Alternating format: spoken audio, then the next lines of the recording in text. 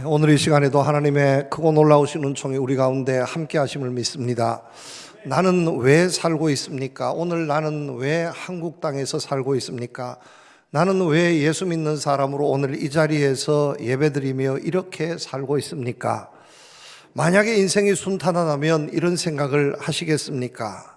우리 인생이 어렵고 힘들기 때문에 우리는 수없이 이런 질문을 하면서 살고 있습니다. 여러분, 다시 질문해 봅니다. 나는 왜 살고 있습니까? 정말로 어려운 질문입니다. 이 질문에는 우리의 삶의 고통, 고난이 왜 있는가 하는 문제와 바로 연결되어집니다. 세상 사람들은 그렇다 할지라도 우리 하나님의 자녀들, 예수님 믿는 사람들에게 있어서는 고통이 없어야 하는 것 아니겠습니까? 그래야 예수 믿는 보람도 있고 기쁨도 있고 하나님의 자녀가 된 자부심도 누릴 수 있지 않겠습니까?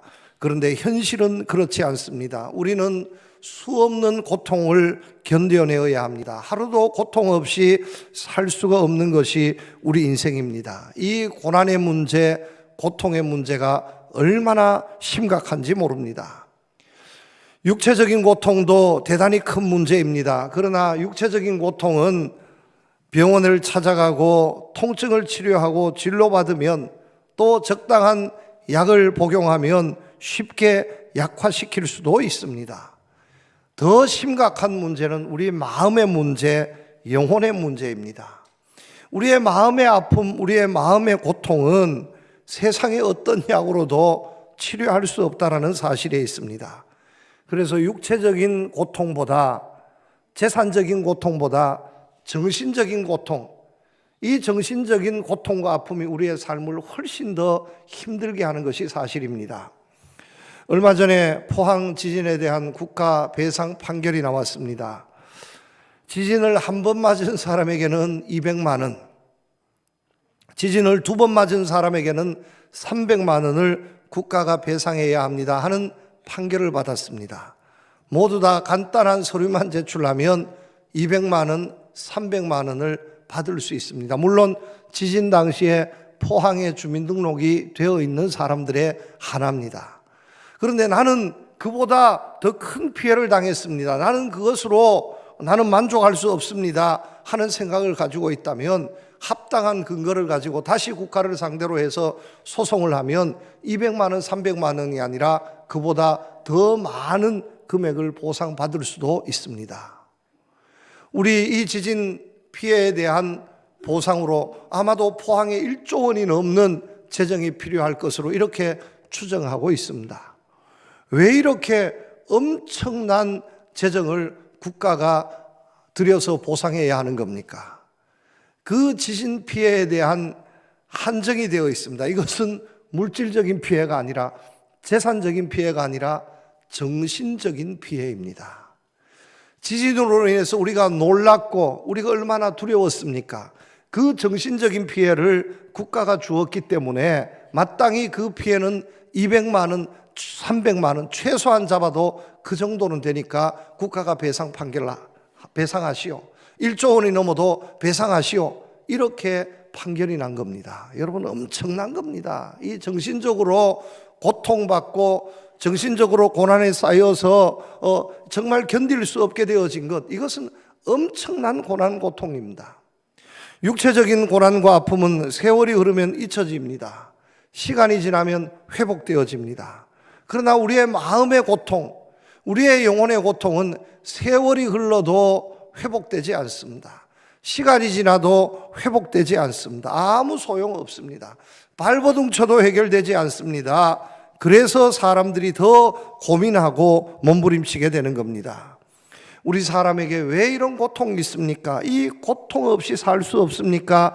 하는 문제를 해결하기 위해서 수많은 철학자들, 수많은 과학자들, 의학자들이 힘써 보았지만 소용이 없었습니다. 원래 그렇다고. 사람은 원래 태어나면서부터 고난이 있고 아픔이 있고 고통이 있다고 체념하고 받아들이기로 했습니다. 그것이 불교입니다. 고난은 원래 있는 것이니까, 이 세상은 고해의 바다이니까 고난 없이 살고 있는 사람이 누가 있습니까? 그러므로 다 받아들여야 합니다. 나무 관세음 보살 하고 그냥 이겨내는 겁니다. 목탁 두들기는 소리가 내 마음에 망치질 않은 소리예요. 그냥 그러면서 이겨내자. 관세음 보살하면 그냥 참고 이겨내자. 이것이 불교입니다. 세상의 모든 종교 가운데에 불교가 가장 으뜸이었습니다. 언제까지? 주님 오시기 전까지. 하나님을 모를 때까지. 왜냐하면 고통의 문제, 고난의 문제에 대해서 우리가 달관하고요, 해탈해야 합니다. 여러분, 세상은 원래 이런 겁니다. 극락가면 깨끗이 됩니다. 이것이 불교였습니다. 그런 줄 알고 살았는데 하나님의 말씀을 보니까 완전히 다르다라는 거예요. 하나님은 이 고난의 문제에 있어서 완전히 다른 해답을 우리에게 주셨습니다. 저는 오늘 이 말씀이 고난당하는 하나님의 자녀들, 고난당하는 세상의 많은 사람들에게 가장 큰 축복의 해답의 말씀인 줄로 믿습니다. 고난당한 것이 내게 유익이라 이로 말미암아 내가 주의 율례를 배우게 되었습니다. 고난이 유익이라는 겁니다. 고난이 없으면 안 된다는 말씀입니다. 왜냐하면 이 고난에는 하나님의 계획, 하나님의 뜻이 있기 때문입니다. 성경 말씀을 보면 풀 한 포기도 하나님의 계획, 하나님의 뜻이 없이 이 세상에 존재하지 않습니다. 그 풀 한 포기가 마르고 풀 한 포기가 돋아나는 이 모든 것까지 하나님의 뜻, 하나님의 계획 가운데 이루어짐을 우리는 믿습니다. 하물며 만물의 영장으로 이 세상을 다스리시라고 하나님께서 보내주신 사람들의 문제에 있어서 하나님의 뜻, 하나님의 계획 없이 이루어지는 것이 무엇이 있겠습니까? 태어나면서부터 죽을 때까지 매 순간 1분 1초도 하나님의 계획과 하나님의 뜻이 없이 이루어지는 일은 없다는 것을 여러분 믿으시기를 바랍니다. 내가 아직 깨닫지 못해서 그렇지 반드시 하나님의 뜻이 있고 하나님의 계획이 있습니다. 하물며 하나님의 자녀들이 당하는 고난에 하나님의 뜻, 하나님의 계획이 없겠습니까? 하나님의 뜻과 계획이 있다는 겁니다. 그래서 고난당하는 것이 내게 유익하다는 말씀입니다. 왜냐하면 이것은 하나님의 섭리요 하나님의 뜻이기 때문입니다. 때로는 우리가 견딜 수 없는 질병에 빠지기도 합니다. 때로는 원치 않는 이별을 맞이하기도 합니다. 사업에 실패하고 사람에게 배신당하며 때로는 홀로 고독하게 살아야 합니다. 말할 수 없는 고통이 있습니다. 그러나 이 모든 것이 하나님을 통하면 나에게 유익한 것으로 바뀌어질 수 있음을 여러분 믿으시기를 바랍니다.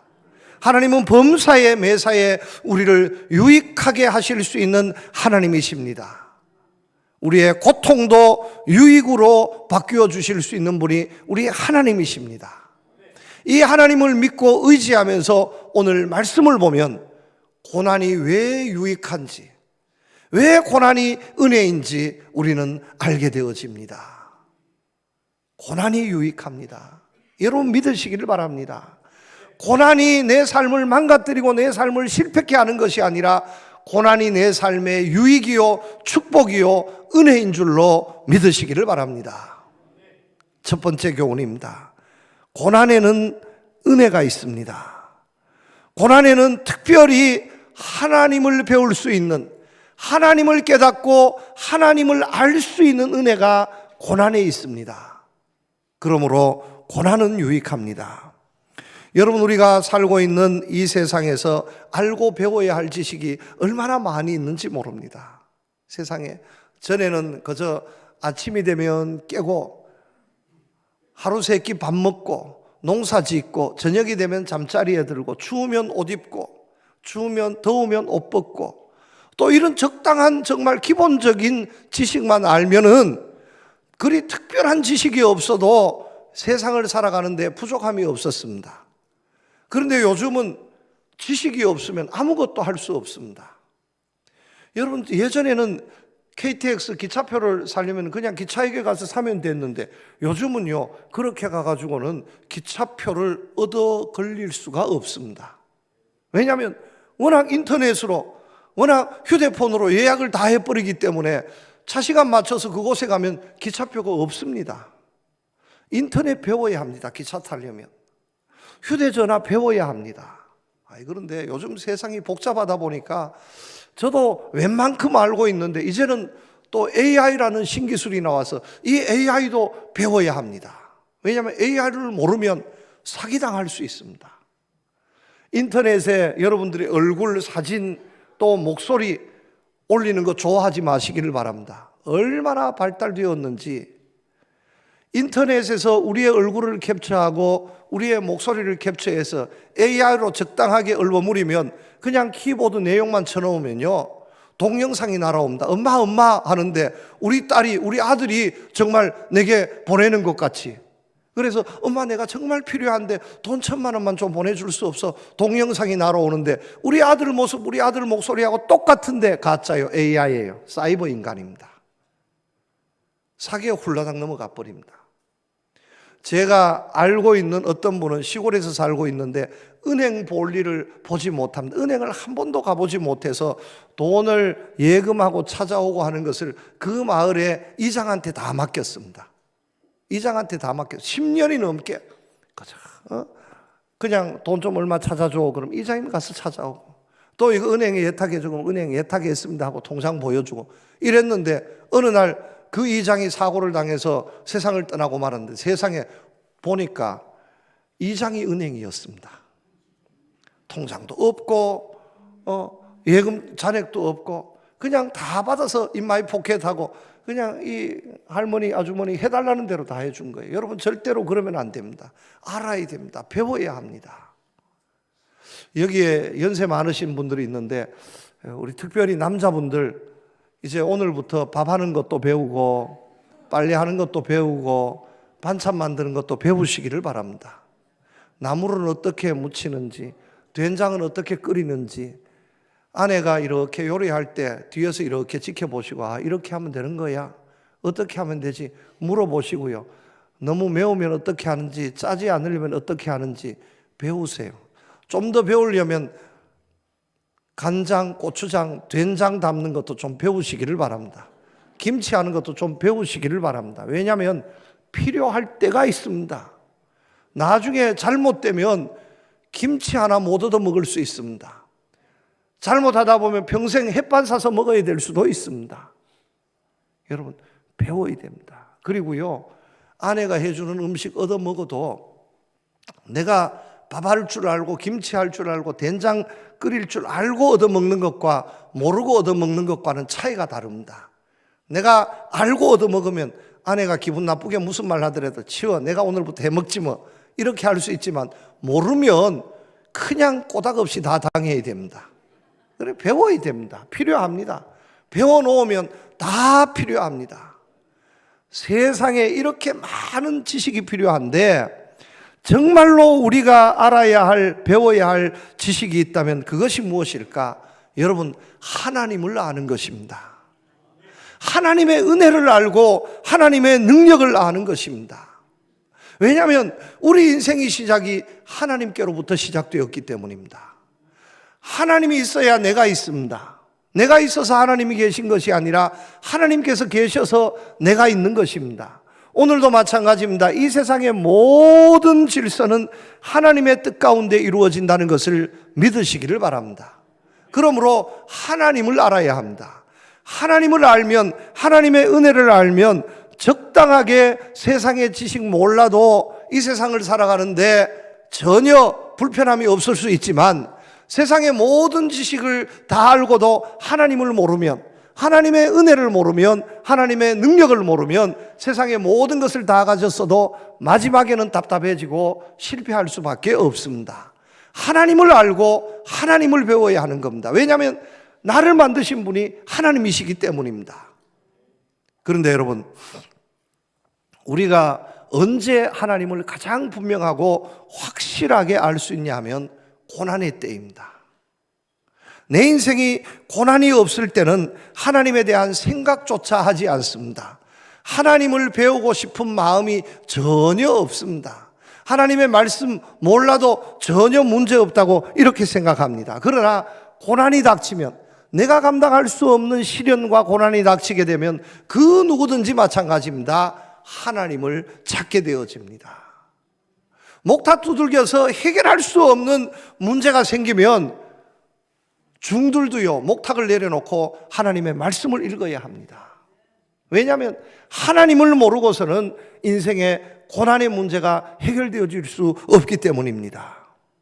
그러나 고난을 통해서 하나님을 찾고 하나님의 은혜를 발견하게 되면 그의 인생이 달라지게 되어집니다. 그러므로 고난의 때는 하나님을 만날 수 있는 좋은 기회입니다. 고난의 때는 하나님을 깨닫고 하나님의 은혜를 알 수 있는 최고의 기회가 고난의 때입니다. 여러분 영화관을 가보셨습니까? 선명한 영화 그림을 보기 위해서 어떻게 합니까? 모든 영화관의 불은 다 소등시켜 버립니다. 깜깜하게 해놓아야 분명하게 영화 그림을 볼 수 있습니다. 환하게 되면 그 그림이 제대로 보여지지 않습니다. 주인공 얼굴을 분명하게 보려면 깜깜해야 하는 거예요. 우리가 하나님을 보려면 인생이 깜깜해지면 하나님을 찾게 되고 하나님을 알게 되어집니다. 여러분 그것을 아십니까? 밤하늘에만 별들이 떠 있는 것이 아니라 낮에도 별이 떠 있다는 사실 여러분 아십니까? 그런데 낮에 떠 있는 별을 우리가 볼 수 없는 것은 세상이 너무 환하기 때문입니다. 세상이 어두워지고 불빛이 다 꺼지고 나면 무수한 별들이 희미한 별들까지도 다 보여지는데 마찬가지입니다. 내 인생의 고난의 때가 닥치게 되면 하나님의 은혜, 하나님의 뜻을 분명하게 알 수 있습니다. 얼마나 선명하게 그동안에 생각조차 하지 못했던 그 일들을 분명하고 확실하게 알 수 있게 되어지는 겁니다. 그러므로 고난은 하나님을 볼 수 있습니다. 고난은 하나님의 은혜를 깨닫게 되어집니다. 그러므로 내 삶에 그보다 더 유익한 것이 없다 하는 말씀입니다. 성경 말씀의 위인들은 거의 대부분의 사람들이 고난이라는 값비싼 수업료를 지불하고 난 후에 위대한 사람으로 쓰여졌습니다. 고난을 통해서 그들은 하나님을 만났습니다. 하나님의 은혜를 깨닫고 배웠습니다. 모세 80년의 고난의 세월을 통해서 가장 분명하고 확실한 하나님을 알게 되었습니다. 율법을 기록하게 되어졌습니다. 다윗도 10년이 넘는 세월 동안 정말로 고통당했습니다. 천민들, 비천한 사람들과 함께 뒹굴면서 바닥을 기었습니다. 거기에서 그는 깨닫고 하나님을 배우고 하나님을 알게 되었습니다. 위대한 왕이 될 수 있었습니다. 사도 바울 마찬가지였습니다. 베드로 마찬가지였습니다. 모두 다 고난을 통과한 사람들이었습니다.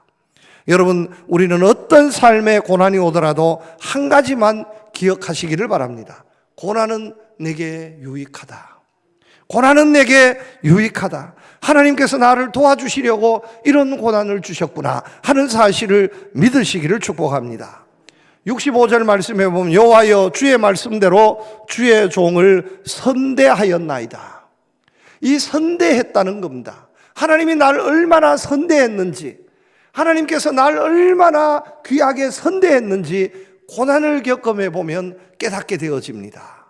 선대라는 말씀이 무슨 말씀이냐면요, 영어 성경에 보면 두 굿입니다. 잘하셨다는 겁니다.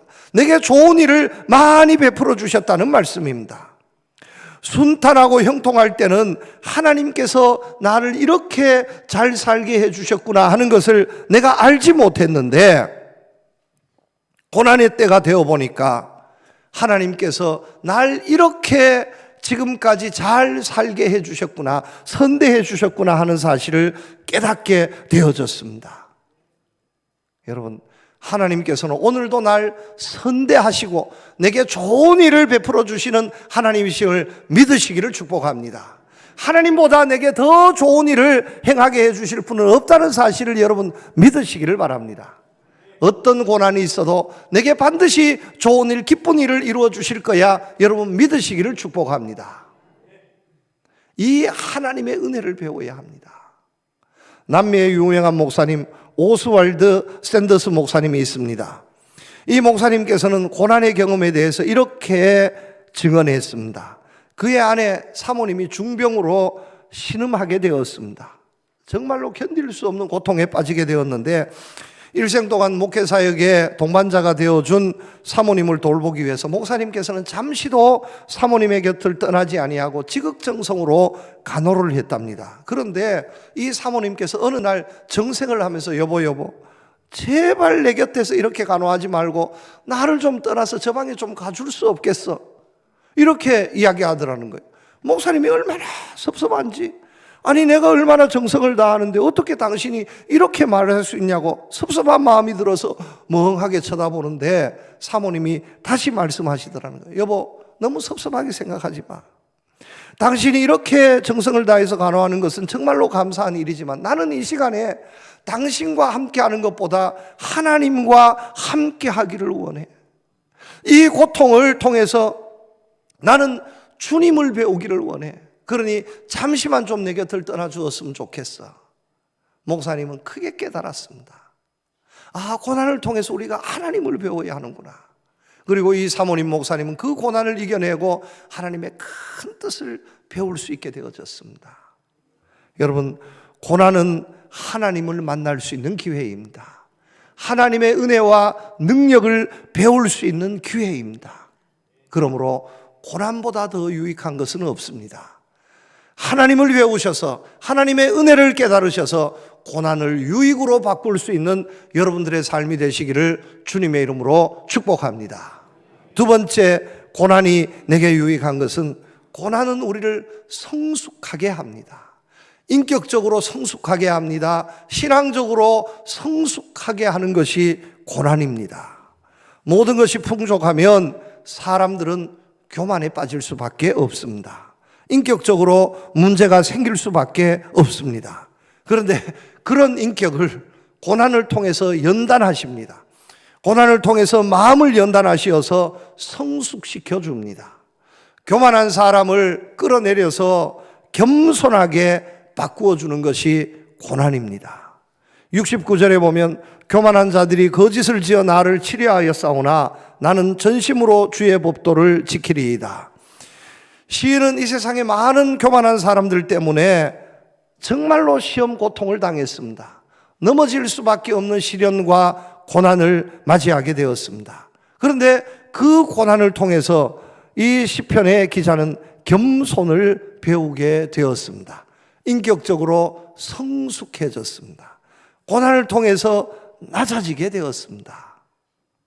여러분, 식물이 혹독한 환경 속에서 자라는 식물은 뿌리가 깊이 파고 들어간다는 겁니다. 가뭄이 많은 곳에서 자란 식물은 그 뿌리의 깊이가 얼마나 큰지 깊이 들어간다는 겁니다. 여러분, 사막에 있는 가시나무, 조각목들, 이런 나무들을 보면 사막 군데군데 이제 나무가 한 그루씩 이렇게 있는데 잎도 무성하지 못하고 겨우 숨을 쉬면서 이렇게 자라는 그 나무들이 있는데 그 나무를 뿌리를 파보니까 10m, 20m가 아니라 70m, 80m까지. 나무의 높이는 4m, 5m밖에 되지 않는데 뿌리의 깊이는 그 10배에 달하게 파고 들어가더라는 거예요. 물 근원을 얻기 위해서. 그러니 아무리 가물어도 죽지 않습니다. 낮아지는 거예요. 낮아지는 거예요.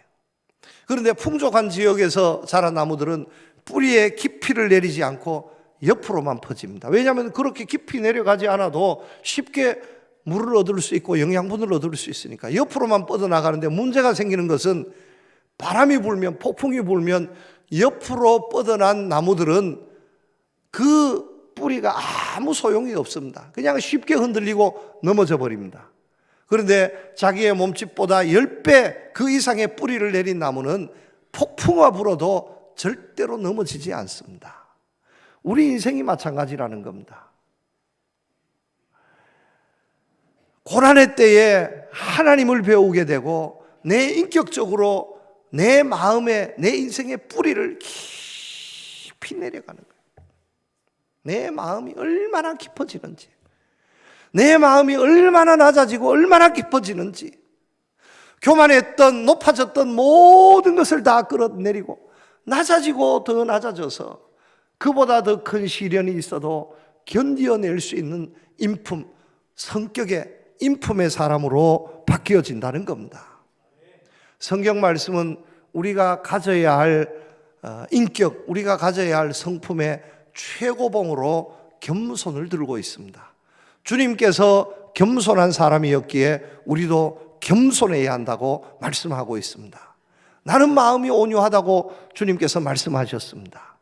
이 주님의 반대편에 있는 사탄의 성품이 뭐냐 하면 교만입니다. 하나님같이 되려고 하는 겁니다. 끝없이 올라가는 겁니다. 자기가 최고인 줄 압니다. 세상에 아나무인, 자기보다 더 나은 사람, 자기보다 더 인품 있는 사람, 자기보다 더 좋은 사람은 없다고 생각합니다. 이것이 교만입니다. 이렇게 되면 하나님도 믿지 않고요.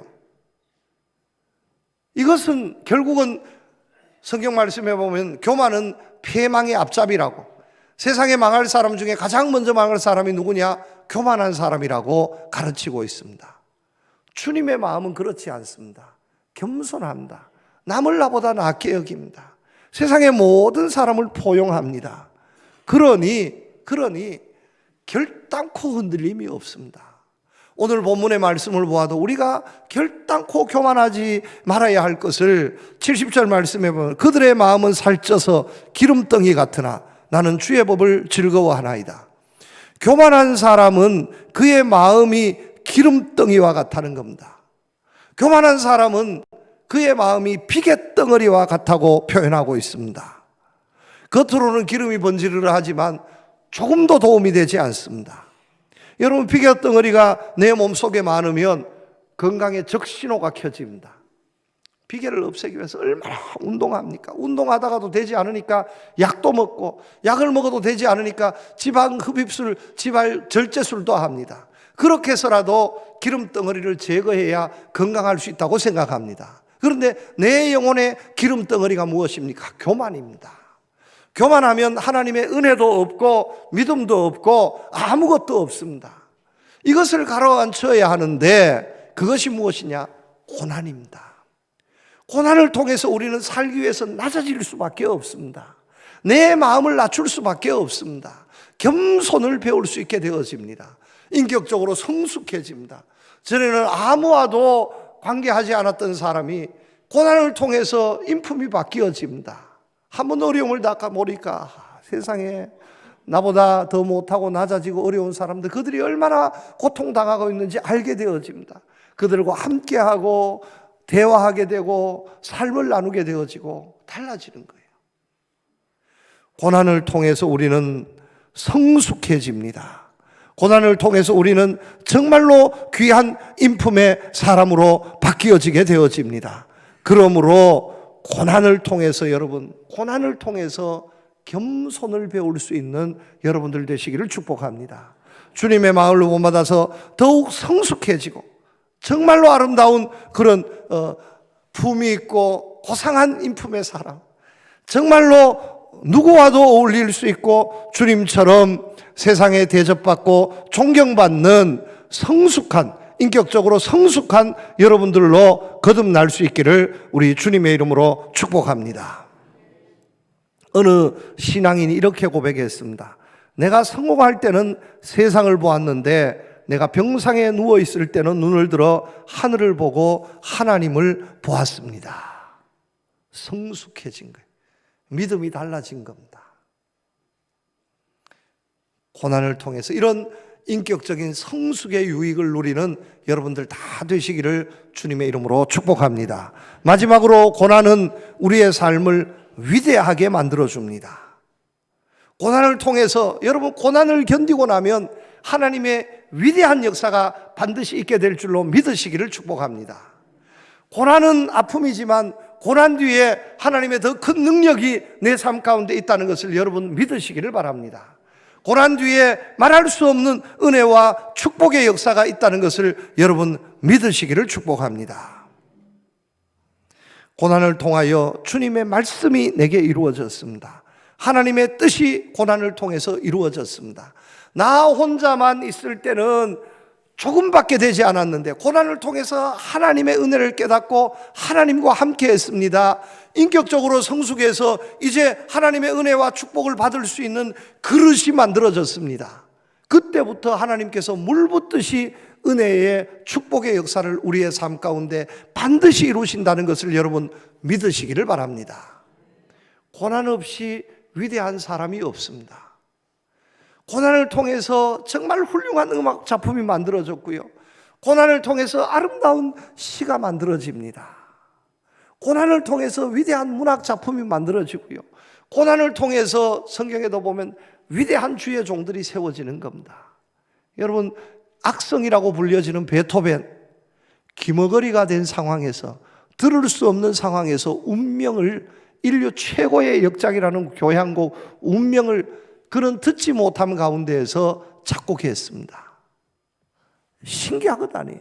핸델의 메시아, 정말 천국에 온 것과 같은 아름다운 그런 음악인데 감옥에 있을 때 지어졌다는 것을 여러분 아십니까? 고난을 통해서 이런 위대하고 훌륭한 작품들이 만들어지는 겁니다. 사도 바울, 하나님의 말씀 신약성경 13권을 기록하는데 반수 이상이 감옥에 있을 때 기록한 말씀입니다. 고난을 통해서 하나님께서는 우리를 위대하게 만들어 주십니다. 우리 포항성도교회 따져보면 포항에서 가장 가난하고 열악한 지역에 세워져 있습니다. 그러나 70년이 넘는 세월 동안, 고난의 세월 동안 믿음으로 감당하면서 여기까지 왔습니다. 앞으로 여러분, 우리 교회도 이 어려움을 잘 감당하고 이겨내면 위대한 하나님의 역사를 감당하는 교회로 반드시 세워질 것을 여러분 믿으시기를 축복합니다. 고난에 주저앉으면 안 되는 거예요. 하나님이 이루실 위대한 역사를 소망 가운데 바라보며 나아가야 하는 겁니다.